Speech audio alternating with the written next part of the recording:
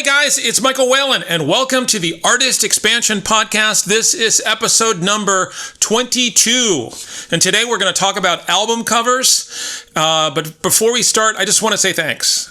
Just thanks to everyone who has sent me notes, love comments, so put comments down below. Album covers are really important.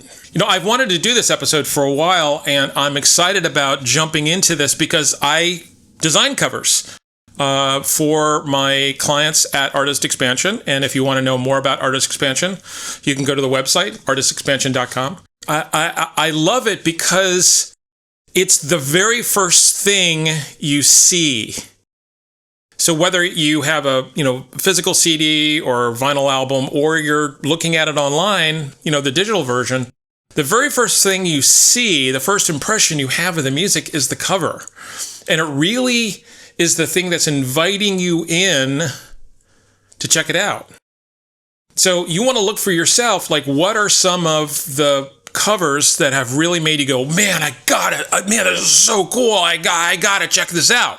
There's iconic covers, Pink Floyd and Sgt. Pepper's, and covers that we all have a relationship to because they're iconic and they've been around for a long time. So they've been around for a long time and we are used to seeing them and they're iconic. Covers either work or they don't.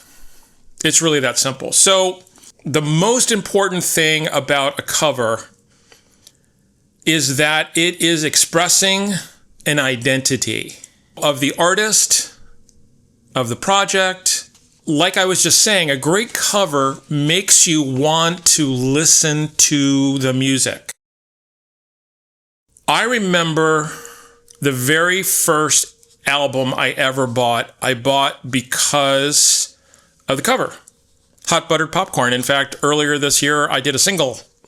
And I bought it because I was 5. Remember, I was 5. And I was at the record store and I said to my mother, oh my God, there's a popcorn box on the front of this. I gotta get this. And my mother was so nice. And she bought me the album. I had no idea what the music was or why it was or that it was a Moog synthesizer or any of that stuff. But I was so excited about it because, the cover came along and it made me go, wow, food. I love popcorn. I love the excitement of it and, all the stuff that goes along with it. Okay, so let's get into the nitty gritty right from the get-go. Okay, so imagery. So now, here in 2025, 2026, we are dealing mostly with imagery, which is about this big. For digital releases, Spotify, Apple Music, Amazon, covers not big. So the imagery has got to be such where small, it's going to work. Then, when you have promotional material, when you have, you might make a vinyl version of it, you might make a CD, you might have posters for your live shows, whatever. So now, the imagery has got to work really small, and it's got to work really big. So one of the conversations / arguments that I have with some of my clients sometimes is they are fixated on physical product. They can hold something in their hand and they can go, look, this is my record. And I get it. And I've had that feeling and it's nice and it's great.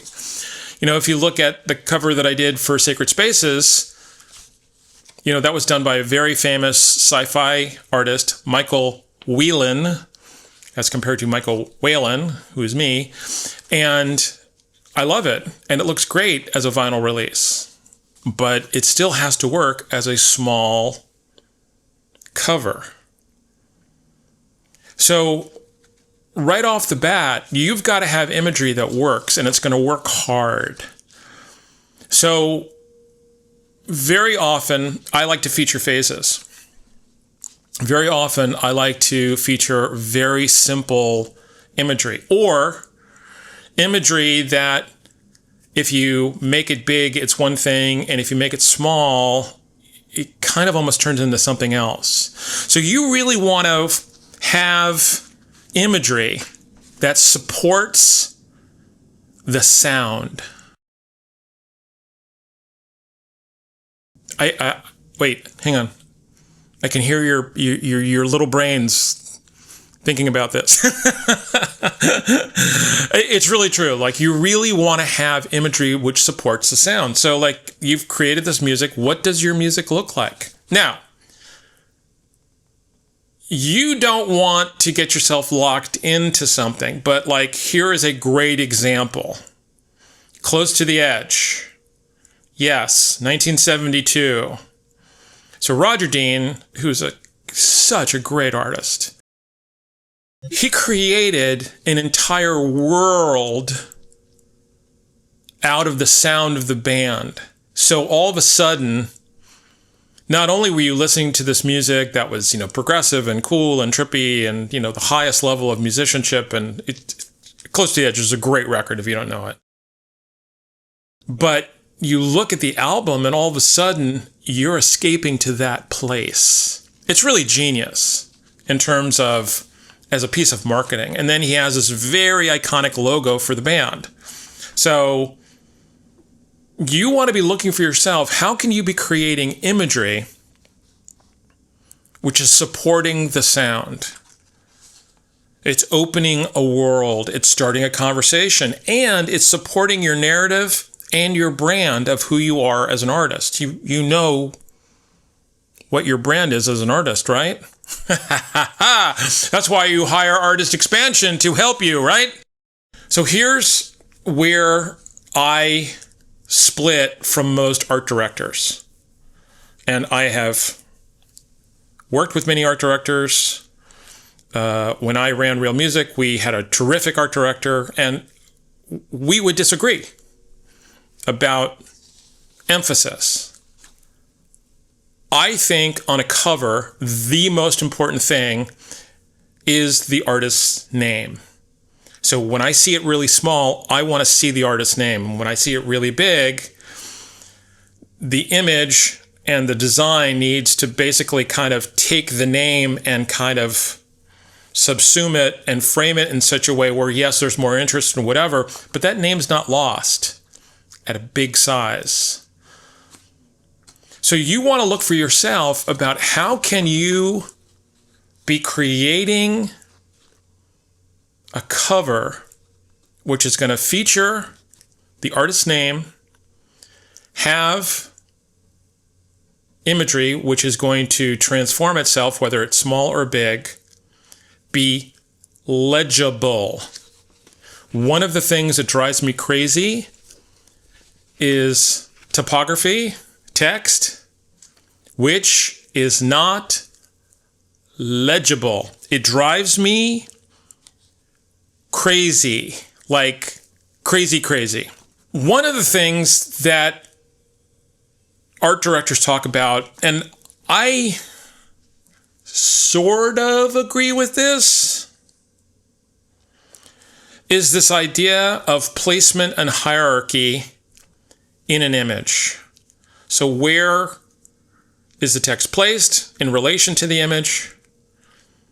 And what is the hierarchy of the text against the image and within itself? So the idea is that uppercase, lowercase. All of a sudden, why is this letter uppercase and these are lowercase? Or why is it all uppercase? Or why is it all lowercase? I don't know. So there's a hierarchy there that is working, that lends interest and also is feeding into the total. Sometimes not having text is the boldest statement of all. So it takes us right back to Pink Floyd. If you have an image which is so strong and iconic is one of those words where it's just like, you can really get in trouble because there's so many interpretations for the word iconic, but let's just stay with iconic, memorable, thought-provoking. Let's just say for a second that you've got an iconic image Is having text on it important? I mean, in a digital environment, your name and the title of the album is going to be written below it. A lot of people make a compelling argument for you don't necessarily need it. Again, how is this supporting the music? Is this making me want to listen to this music? Is this making me want to stop and check this out? Is the music going to enhance the image? Is the image going to enhance the music? Is the image of the cover going to show its hand and be like, okay, here's a rock cover, here's a punk cover, here's an R&B cover, here's a hip-hop cover?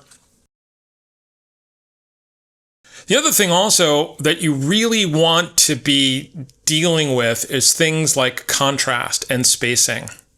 Spacing is so important. So if you were a designer, you would talk about negative space, which is like the space between things where something is not happening. So the space between letters is negative space. Having that negative space for your eye to take everything in is a good idea.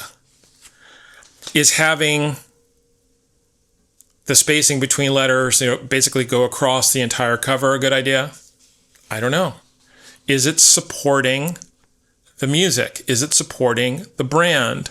Is it supporting the narrative? Do you see me getting into a pattern here a little bit? Because I'm going to say this a couple of times. One of the most important parts of a cover, in a very, very, very particular way, you are reaffirming people's choices to listen to your music and possibly be a fan or a super fan of you. Wow, I am so happy that I've spent my time being a Michael Whalen fan, and look at this cool new cover and product and album and recording that they put out for us because it's so great. If you don't think that people think that way, they don't, or at least not consciously. It's an emotional thing. And so what happens is, oh, this is so cool. I'm so excited. I'm so excited they made this choice. That might be as conscious as it gets. But what's really happening is they are reaffirming their choice to follow you. So it's emotional for you because you're making this music and you're putting yourself out there. Big props. But for the listener, for the fan, for the people who are following you, your cover becomes the doorway to a myriad of choices that they've already made and they're going to make about you. So one of the things that I think is the most important about covers, don't play it safe. Take a chance. Now, knowing your brand is important. Who you are as a brand to your fans, to your listeners, to people who follow you, people who have some experience of you. Not you, them. And inside of knowing that, what can you be creating which is going to take a chance and have you step into something where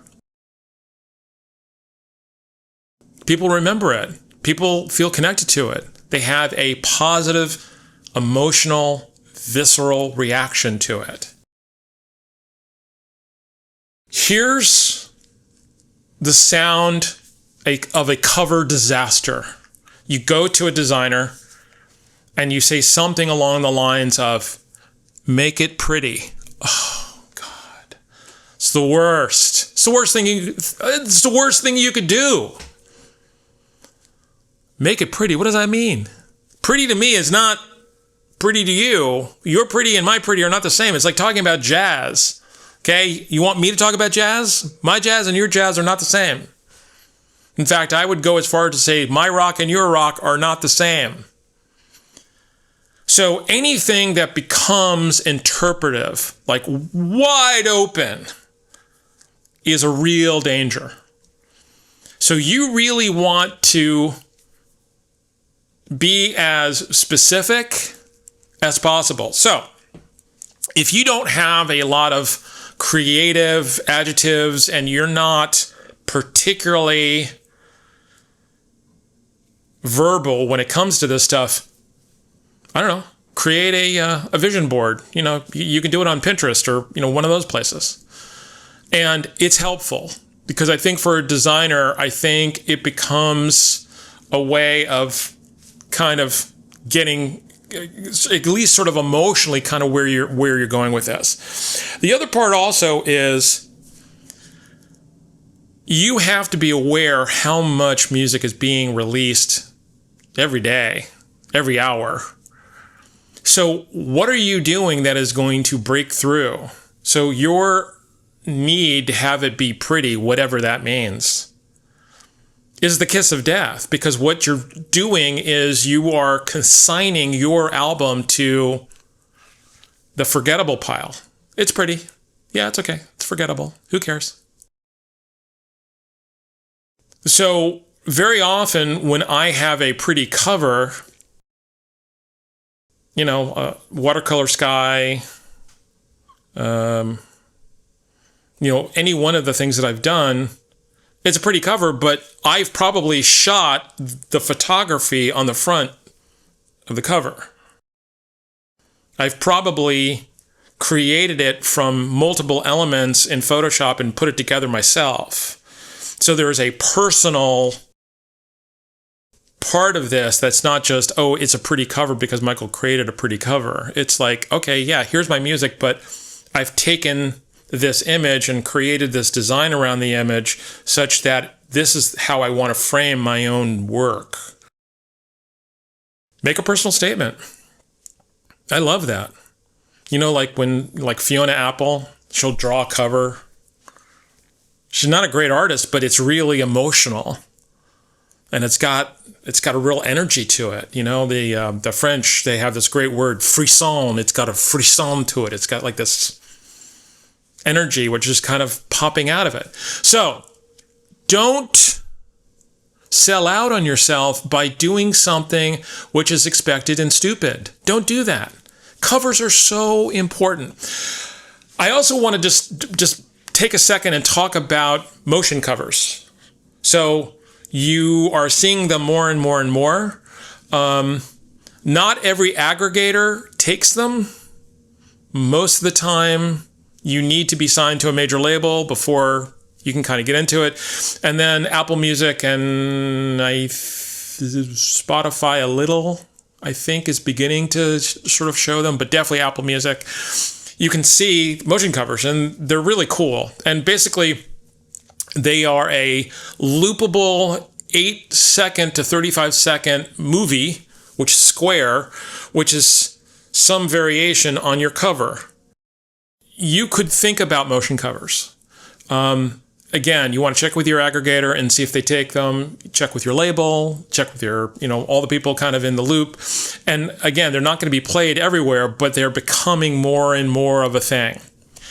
But the most important thing that you want to know about creating a cover is it supporting the music? Is it making me, the listener, the fan, go, oh my God, I got to check this out?